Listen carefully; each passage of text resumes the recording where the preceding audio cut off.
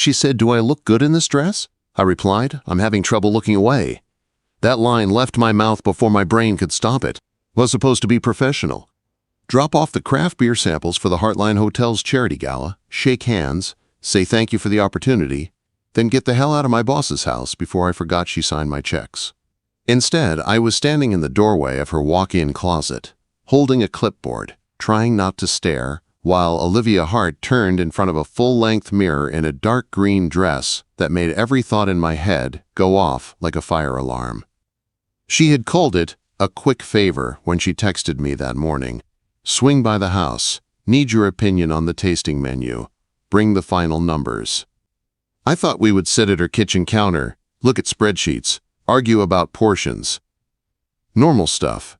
Safe stuff. I did not think I would end up in her bedroom while she changed. To be fair, she did not plan it that way either. The zipper on the first dress broke. The second had a stain she only noticed in the daylight. Her stylist was stuck in traffic. Her sister was out of town. Her usual safety net was gone. So she had looked at me, cheeks a little pink, eyes sharp but tense, and said, "You're already here, Ethan. Just tell me yes or no. I trust you, to be honest."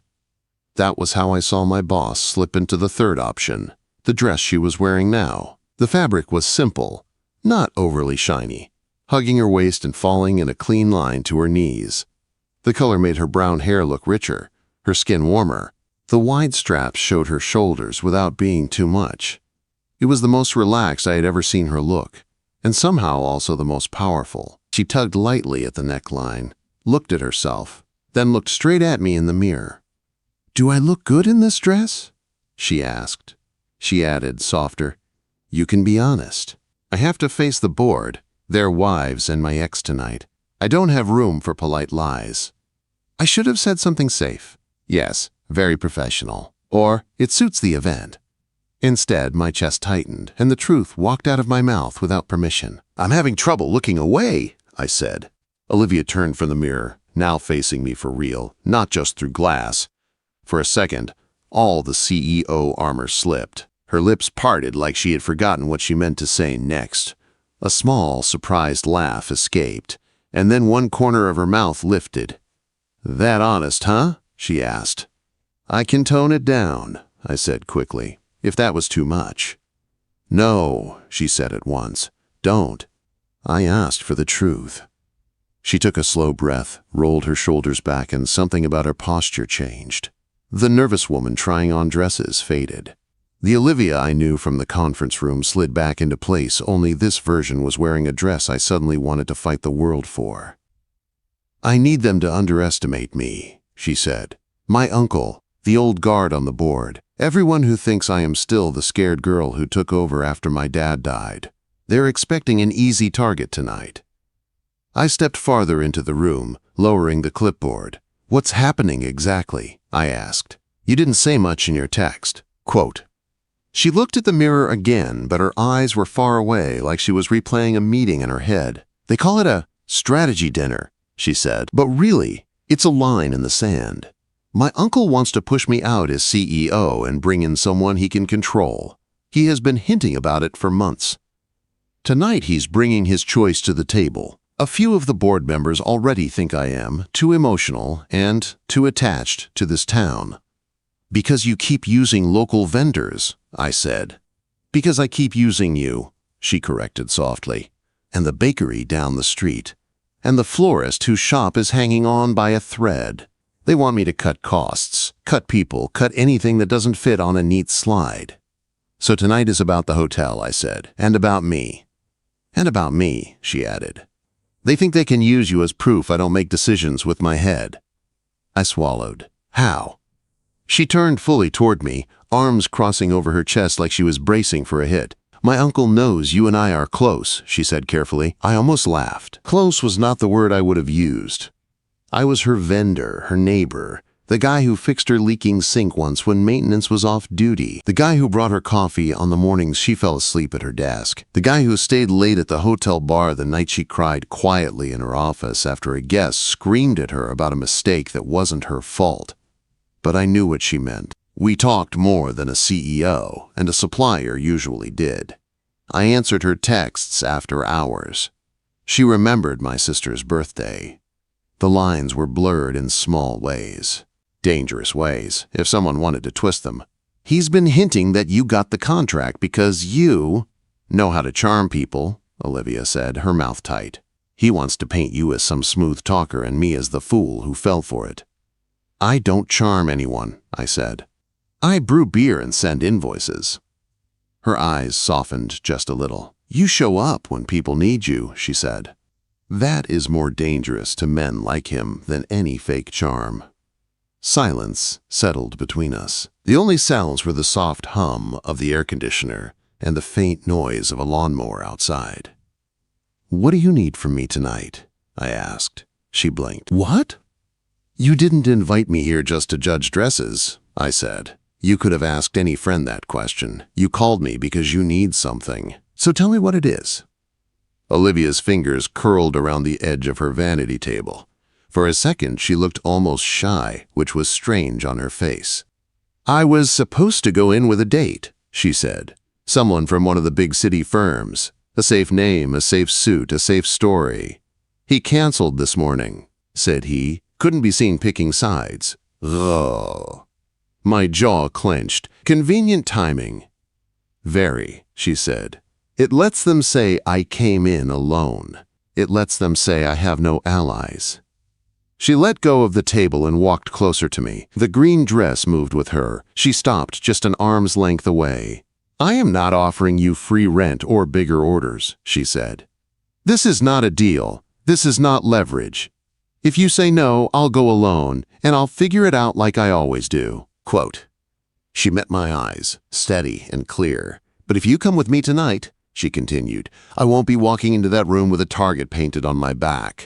I will be walking in with someone who knows the numbers and knows me. My heart thudded once, heavy and loud. I'm your vendor, I said quietly. Your uncle is already trying to turn that into a weapon. I know, she said. That is why I am asking you to choose, not because you owe me. Because you know what a room full of wolves looks like. I did. I had watched investors circle my dad before he lost the old bar. I knew what it looked like when men in nice watches decided you were small enough to chew. I looked at Olivia, at the dress, at the tension in her shoulders that wasn't fear exactly, but something close to it. What time? I asked. For the first time since I walked in, her expression broke into something almost like relief. 7, she said. Harborview Ballroom. You'll need a suit. I nodded once. Then I'll be there, I said. Her breath left her in a slow exhale. A real smile touched her mouth now, not the tight one she used for donors. Ethan, she said softly. Thank you. I didn't trust myself to answer, so I just lifted the clipboard again and glanced at the dress one more time. You still want the honest truth? I asked. She raised an eyebrow. Yes. You look like someone they should be scared of, I said. This time she laughed, and the sound followed me out of the room. By 6:15, my tie was still on my kitchen table and my nerves were starting to sound like a broken fan. My name is Ethan Cole. I run a small craft brewery on the edge of Harborview, the kind of place where I can smell the mash from my bedroom window, and where regulars know which tap I am going to pull before I reach for it. Olivia Hart is my biggest client and my boss and everything that matters to the hotel. She owns the Hart Line, the tallest building in town, and most days she feels about 10 miles out of my league. Tonight I was supposed to walk into a room full of people who thought they were above both of us. My sister Jenna leaned against my doorway with a mug of tea, watching me wrestle with the tie. You look like someone is sending you to your own execution, she said. It is just dinner, I said. Right, she answered. Just dinner with your boss, her rich uncle, a board that wants to fire her, and your entire business on the line. Totally normal Thursday. I shot her a look. She grinned and stepped closer. Here, she said, you are going to strangle yourself. Turn around. I did. She looped the tie around my neck with the ease of someone who paid attention in high school while I was busy cleaning pint glasses. Are you going as her date or her shield? She asked. I am going as the guy who brings the numbers, I said. They want to say I am just a story. I am going to make it hard to pretend I do not exist. She tugged the knot tight. then straightened the lapels of my jacket. "You always did like a good bar fight," she said. "You just picked one with more paperwork." Outside, the sky was sliding from blue to deep gold. Harborview had that clean evening hum. Kids on bikes, someone grilling 3 houses down, the sound of the ocean if you listened between the cars. At 6:45, I parked in the lot below the Heartline. The hotel rose over the harbor, all glass and soft light. The Harborview ballroom sat on the 2nd floor, wrapped in windows that caught the last of the day. My phone buzzed. "Olivia, are you here?" "Me, in the lobby." "Olivia, stay there." I put the phone away and adjusted my jacket. The lobby smelled like polished wood and fresh flowers.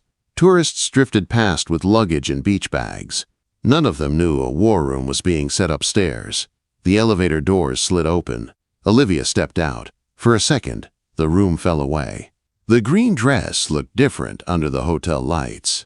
Deeper, sharper. Her hair was pulled back, not in a severe knot, but in a way that showed her face. She was not wearing heavy jewelry, just small earrings and a simple bracelet that caught the light when she moved. Her eyes ran over me once, from my shoes to my tie, and some of the tightness in her shoulders eased. "You clean up well, Ethan," she said. "You look like someone they should not pick a fight with," I said. A real smile touched her mouth. Then she offered her arm. "Walk in with me," she said. "If I go up alone, they will smell blood before I sit down." I took her arm. It felt natural, warm, not clingy. She matched her pace to mine as we crossed the lobby.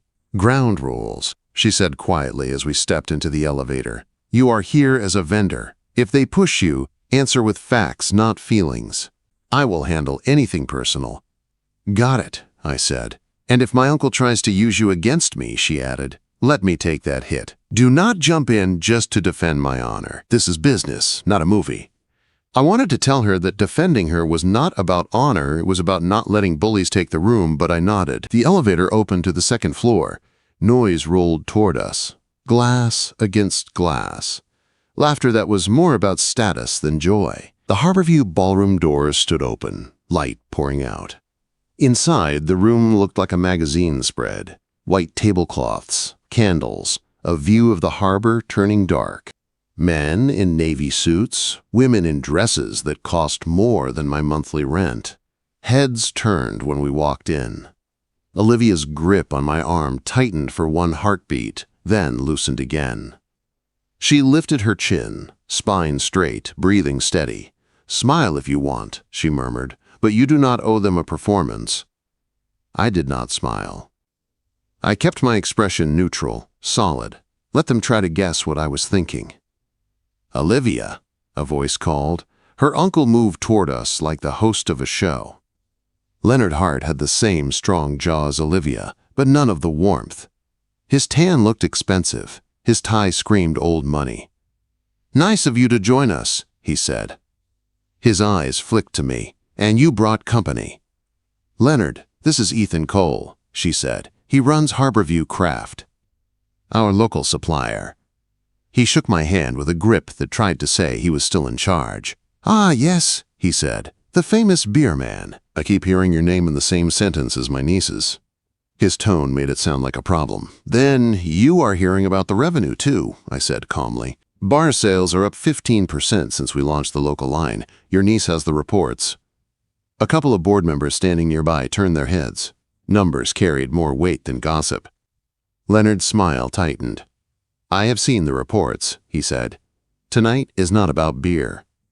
It is about the future of this company." "It is about both," Olivia said, her voice smooth. "Our future is built on choices like this." Her uncle looked at her, then at the room, then clapped his hands once. "Well," he said, "let us not keep the others waiting. They are eager to meet our guests, including you, Mr. Cole." He led us into the main circle, toward a cluster of board members and their spouses. Name tags, practiced laughs, the low hum of money. Olivia did the introductions. I remembered faces by what they cared about. One was obsessed with quarterly returns, one with legacy, one with the new wing that was over budget. Near the bar stood a man in a gray suit, glass of red wine in hand, watching us. His posture was soft, but his gaze was not. Olivia's shoulders stiffened when she saw him. "That is Mark," she said under her breath. "My ex." "Of course he is here," I said. "He works with my uncle's favorite consulting firm," she answered. "They want him to help with the transition if I step down." He started toward us. Olivia's hand tightened on my arm again, then eased. She did not move away. She did not hide. "Olivia," he said when he reached us, "you look incredible." He turned to me, eyes sliding over my suit like he was checking a price tag. "And this must be the local talent," he said. "Mark Avery." "Ethan," I said. "I run the brewery." "Right," he said. "The passion project she put on all the menus." He smiled at Olivia, but his words were aimed like small knives. "Passion projects are expensive," he added. "The board will want to make sure they are not clouding your judgment." I felt the heat rise in my chest, but I kept my tone even. "The local partnership increased your bar margins," I said. "The numbers are clean. You are welcome to see them." Mark chuckled softly, like he was humoring a child. "I am sure Olivia finds them very impressive," he said. "She always did love a good story." He took a sip of his wine. "Just be careful," he told her. "People are already talking about how close you are to some of your vendors. It would be a shame if that became the headline instead of your hard work." Something in Olivia's jaw clicked. For a second, I thought she would snap back. Instead, she turned slightly so she was facing him straight on. "My hard work speaks for itself," she said. "And if people are talking, they can come to me, not to you." He looked between us, eyes narrowing like he was taking a picture for later. "We will see," he said. "Enjoy your night." He walked away toward Leonard. Olivia exhaled once. Not shaky, controlled. "That is how they will do it," she said quietly. "Not with one blow. With small comments, until everyone believes there is a conflict where there is not." Quote, "They are wrong," I said. "I know," she said. "But they do not need truth. They need doubt." A bell chimed, calling everyone to the long table near the windows. Leonard took his place at the head, his candidate for future CEO seated on one side, Olivia on the other. She touched my arm lightly. "Sit near the middle," she said. "If they drag our partnership into this, I want you close enough to answer, not in the back of the room." I nodded. As I pulled out her chair, she looked up at me, that same question hiding in her eyes from the moment she tried on the dress. "Remember what you said earlier?" she asked. "About having trouble looking away." "Yeah," I said. "Good," she replied. "Tonight I need them looking at you too. Numbers, not rumors." She sat, the green dress catching the light, and for the first time I realized something. If this night went wrong, I could lose my biggest client. If it went right, I was going to be tied to Olivia Hart's future for a very long time. The clink of glasses sounded like a starting bell. I sat halfway down the long table, close enough to see Olivia's profile and Leonard's smirk. The harbor was a dark sheet of glass outside the windows. Inside, the lights were bright enough to make everyone look a little harsher. Name cards lined the table. Mine just said Ethan Cole, Harborview Craft. Simple, accurate, easy to ignore if they wanted to. Leonard stood and raised his glass. "To family," he said, "and to the future of Heartline hospitality." Everyone murmured, lifted their drinks. Olivia lifted hers too, but she did not look at him. She looked straight ahead, eyes fixed on the candles in the center of the table. I took a small sip, more for show than taste. "My name is Ethan Cole. I brew beer on the edge of town." Tonight I was the one thing in this room they thought they could bend into a weapon. Plates of salad came and went. There was small talk, hotel gossip, news about expansions in other cities. I kept quiet and listened. Leonard waited until the second course to move. "So," he said, dabbing at his mouth with a napkin, "since we're all here, it is the perfect time to talk strategy." Chairs shifted. A couple of board members straightened. "As you know," he continued, "we've been reviewing performance under Olivia's leadership. The hotel is doing well in some areas, but there are concerns." "Concerns you have," Olivia said, voice even. "Concerns the board has," he corrected, "about risk. About emotional decision-making. about local partnerships that may not be in the company's best financial interest. Eyes slid toward me, then back to him. Olivia set her fork down, hands neat on the table. "You have the numbers," she said. "Bar revenue is up. Guest satisfaction scores are up. Repeat bookings are up." Leonard smiled like she had proved his point. "Yes, yes, for now," he said. "But we cannot run a company this size on feelings and hometown loyalty. We need discipline. We need someone who is not afraid to make hard cuts." He gestured to the man seated near him, the candidate he had talked about. "This is Daniel Pierce," he said. "He has turned around 3 properties bigger than this one. He believes we are carrying too much sentimental weight." Daniel gave a practiced nod, the kind you learn in rooms like this. "I respect what Olivia has done," he said, "but I have looked at some of the local contracts.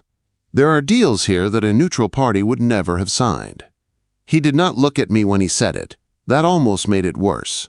Olivia glanced down the table, eyes flicking to me, then back to Daniel. "Which contracts, specifically?" she asked. Daniel folded his hands. "The brewery, for one," he said. "Harborview Craft, generous placement, prime menu space, long-term pricing, all for a vendor with no national reputation." He finally turned his head and gave me a polite, almost bored smile. "I am sure your beer is very good," he added. "But the optics are poor." I kept my voice calm. "Bar sales went up after we launched the local line," I said. 15%, like I told Leonard. "The cocktails using our product are now top sellers. Guests post about them. They tag the hotel. That is not an opinion. That is data." A board member on Daniel's other side cleared her throat. "Do we have those numbers?" she asked. "Yes," Olivia said at once. "They were in the Q2 report." "Of course," Leonard cut in. "But numbers do not erase perception. There is talk, Olivia. People notice how often you are seen with certain vendors. They question whether you are making decisions with your heart or your head." He let that hang in the air. The implication sat between us like a stain. Olivia's jaw tightened. "My personal life is not a board matter," she said. "Your judgment is," Leonard replied. "When it affects this company." Silence pressed at the edges of the table. Someone set a glass down a little too hard. Across from me, Mark watched with open interest, like he was enjoying a show he had already seen. Daniel cleared his throat.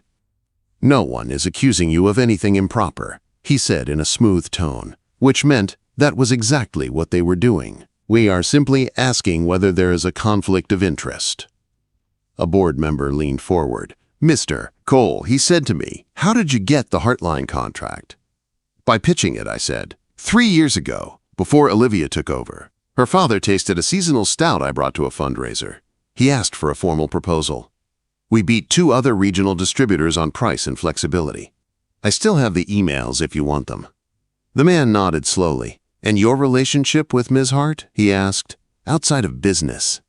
I kept my gaze steady. "She is my client," I said. "She runs the hotel. I run the brewery. We live in the same town. In a place this size, lives overlap." "That sounds very neat," Leonard said. "But we have seen you together. Late meetings, dinners, deliveries after dark." He glanced around, inviting others to nod along. "It would be naive to pretend people are not talking," he added. My chest burned, not from shame, from anger.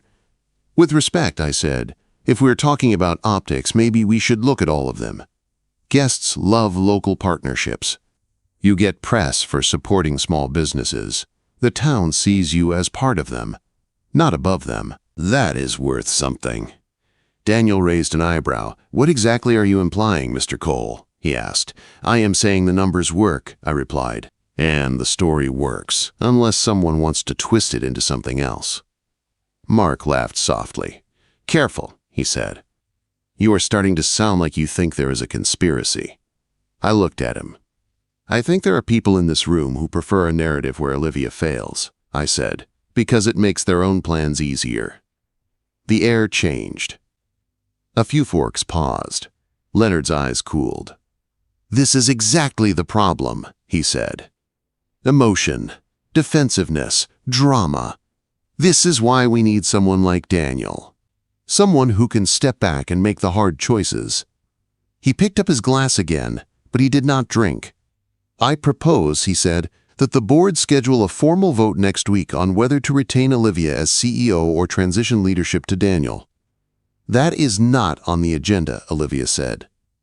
We are allowed to add items. He replied, and given recent concerns about your judgment and your close ties to certain vendors, it is important we move quickly. He looked down the table. All in favor of adding the leadership vote to next week's meeting calendar? Hands lifted, not all of them. Enough. I felt something cold settle under my ribs. This was how it started. Not with firing, with a date. Olivia did not flinch. You can schedule whatever vote you want, she said, but you do not get to smear my decisions without evidence. The brewery contract is clean. Our vendor relationships are clean. Leonard smiled. I hope so, he said, because earlier today I received an anonymous email, screenshots, messages, photos. He tapped his phone. Someone out there believes your relationship with Mr. Cole is more than business, he said. If that story hits the wrong ears, we all have a problem. He let his gaze slide to me. Tomorrow morning, an ethics consultant will review all contracts tied to you, he said. If they find even a hint of favoritism, Olivia, the board will not wait for a vote. They will demand you step aside. Olivia's fingers tightened around her water glass. Her eyes found mine across the table. For the first time all night, I saw something close to fear. Not for herself. For what this could do to everything she had built. The rest of dinner blurred. Dessert tasted like nothing. People talked about market trends and hotel renovations, while a clock I could not see started counting down.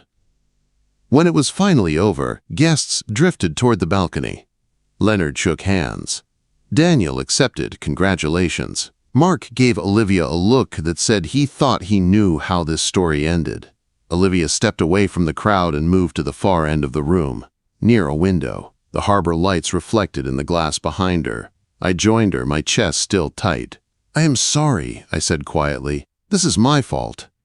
Her head snapped toward me. Do not do that, she said. He would have found another angle, another face. You are just the one he thinks he can aim at me. She looked back at the water.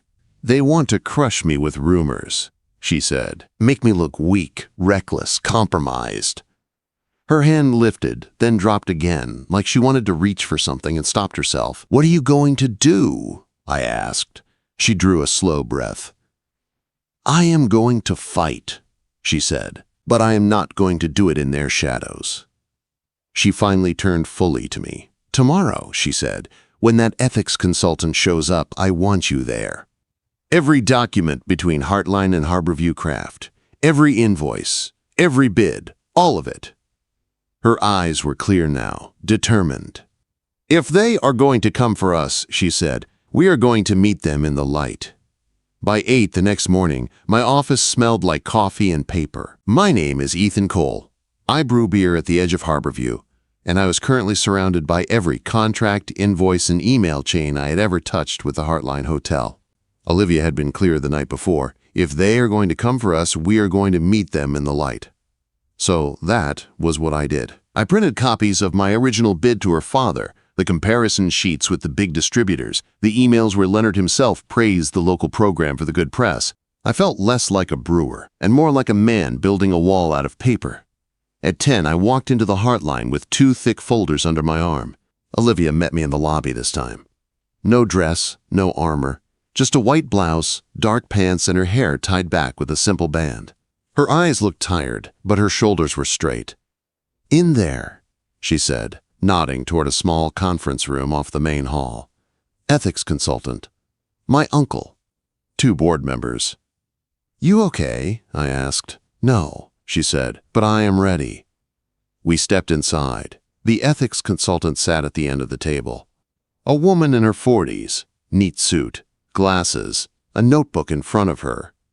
Her badge read Rivera. Leonard sat to her left, Mark beside him like a shadow. 2 board members sat across from them. Ms. Rivera stood as we entered. "Ms. Hart," she said. "Mr. Cole, thank you for coming." Olivia gestured to the folders in my hands. "We brought everything," she said. "Contracts, bids, invoices, emails. You can have full access." "Good," Ms. Rivera said. "Please sit." We did. Leonard leaned back in his chair, hands folded. "For the record," he said, "my role here is simply to protect the company." Olivia did not answer. Ms. Rivera opened a thin file of her own. "I was asked to review 2 things," she said. "The contract between Heartline and Harborview Craft, and any personal relationship between Ms. Hart and Mr. Cole that could be seen as a conflict of interest." Her eyes moved between us. Calm, neutral. "First, the contract," she said. "Mr. Cole, how did it start?" I slid one folder toward her. 3 years ago, I said, I brought a seasonal stout to a charity event. Mr. Hart asked me for a formal proposal. Here is my bid, and here are the bids from 2 larger distributors. You can see we were lower on price and higher on flexibility. He chose us. That was before Olivia was CEO. She flipped through the pages, scanned the dates, nodded once, and set them aside. "And the renewals?" she asked. I pushed the next set forward. "Yearly," I said. "Each time we matched or beat national pricing. We added seasonal lines only after they proved themselves in sales." Ms. Rivera looked at Olivia. "And your side?" she asked. Olivia slid a small stack of hotel documents across. "These are our bar reports," she said, "month by month. You will see the jump when we brought in local craft. You will also see a note from Leonard here." She pointed to a line. Ms. Rivera adjusted her glasses and read. Leonard's own words sat on the page. "Local program is strong press. Guests like the story. Keep pushing it." Something flickered in Ms. Rivera's eyes. She turned to Leonard. "You endorsed this program," she said. "At the time," he replied, "before new information came to light." Ms. Rivera closed the folder gently. "We will come back to that," she said. "Let us talk about the personal side." Her tone stayed even. "Mr. Cole," she said, "outside of work, what is your relationship with Miss Hart?" I felt Olivia's gaze on me, but I kept my eyes on Ms. Rivera. "We live in the same town," I said. "We see each other at the diner, on the street, at the hotel. Sometimes we grab coffee. We talk about work and about life. We are close. I will not pretend we are strangers." "And romantic?" she asked. Olivia answered before I could. "We have feelings for each other," she said, voice steady. "We have been careful. No hidden deals, no special pricing, no secret contracts. If you look at the timeline, the business came first. The rest came after." Ms. Rivera watched her for a long, quiet moment. "Thank you for being direct," she said. "That makes this easier." Leonard jumped in. "Easier to see the problem," he said. "A CEO involved with a vendor she promotes is textbook conflict of interest." "And yet," Ms. Rivera said, "the documents do not show favoritism. The terms match or beat market. The hotel profits. There is no extra benefit in writing here." She tapped the stacks of paper gently. "What I do see," she said, "is a board member who praised this program, then later used it as a weapon when it suited him." Leonard's jaw tightened. "My concern is optics," he said. "Public trust. There are photos, messages. The story in town is—" He stopped when Ms. Rivera raised a hand. "I have seen the screenshots," she said.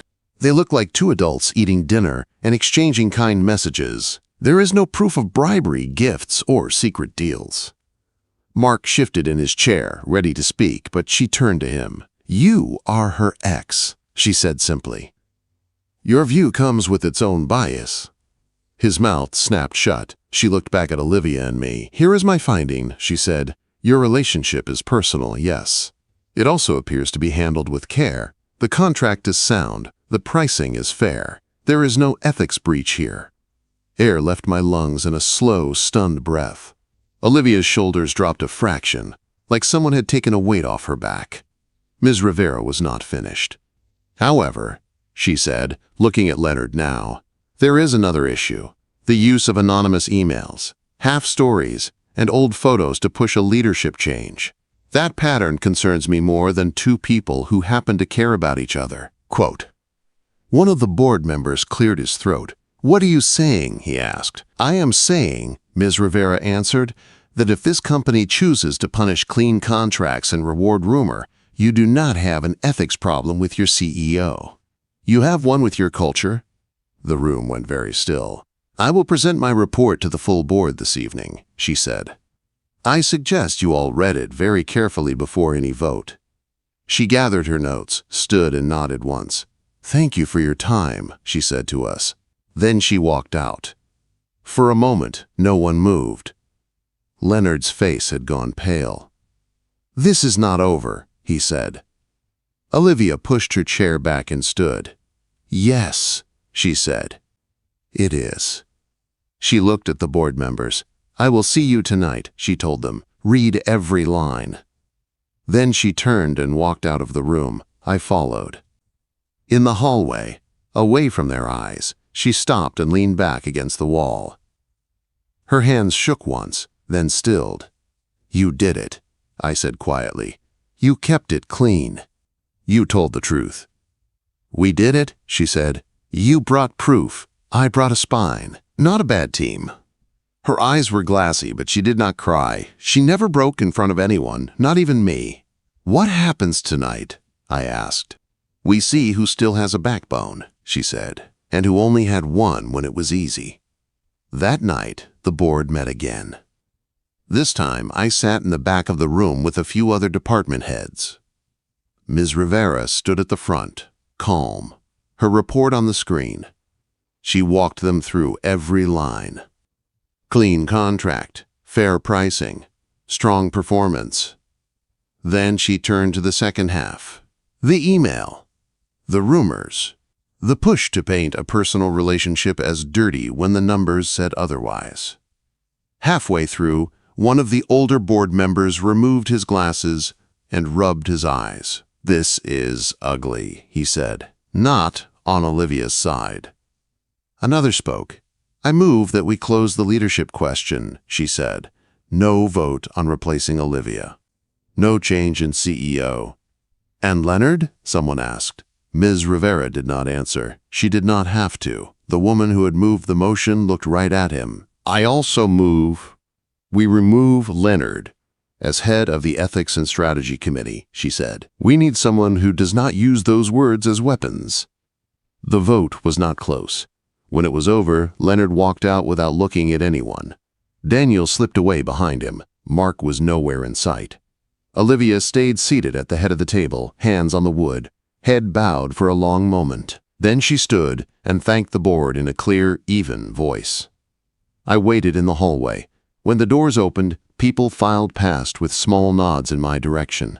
Ms. Rivera walked by, paused, and offered her hand. "Keep your paperwork this tidy," she said. "You will be fine." "Thank you," I said. She gave a small smile and left. Olivia stepped out last. The green dress from the first night was gone. She wore the same simple blouse and pants from that morning, but something in her was lighter. Not soft. Just free. "Come on," she said. "I cannot breathe in this building one more minute."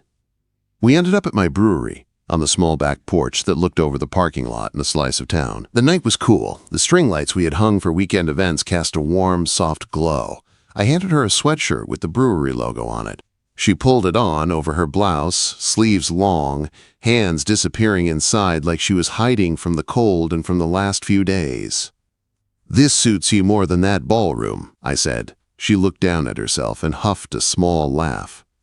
"I think you might be right," she said. We stood side by side, leaning on the railing, watching the lights of Harborview blink. "They are going to expect you to walk on eggshells now," I said, "because of us." "I am not going to hide," she said, "not anymore." She turned to face me fully. "I told them in there that if they ever want to question my choices again, they can do it with numbers," she said. "If they ever want to question us, they can do it to our faces." "Us?" I repeated. She nodded, eyes steady. "I am tired of pretending I do not care about you," she said. "I am tired of acting like every text or coffee is some secret to be ashamed of.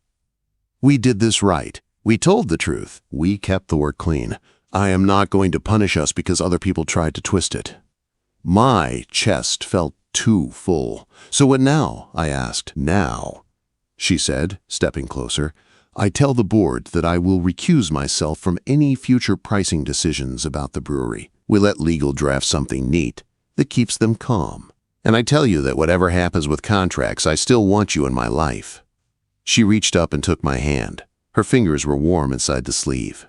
I asked you a question in my bedroom yesterday, she said. Do you remember? Do I look good in this dress? I said. And you said you were having trouble looking away, she answered. Her eyes searched mine, like she was checking if the world was safe yet. So I am asking you something else now, she said. Not as your boss, not as a client, just as Olivia. If we do this for real, if we stop hiding and start being honest about us, are you going to look away when it gets hard? I stepped in, closing the last bit of space between us. My free hand rested at her waist, steady. No, I said. I am not. Quote. She rose onto her toes and kissed me. No rush, no secret. Just a quiet, sure press of lips that felt like an answer to a question we had both been holding on to for too long. When we pulled back, she stayed close, forehead resting against mine. Good, she whispered, because I am done picking men who only like me when I make their lives easy.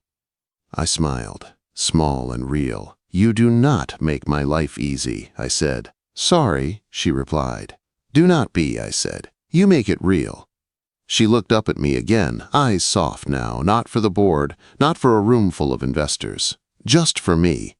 Do I still look good? She asked quietly, even without the dress. I took in the too big sweatshirt, the tired eyes, the strong line of her jaw. I am still having trouble looking away, I said.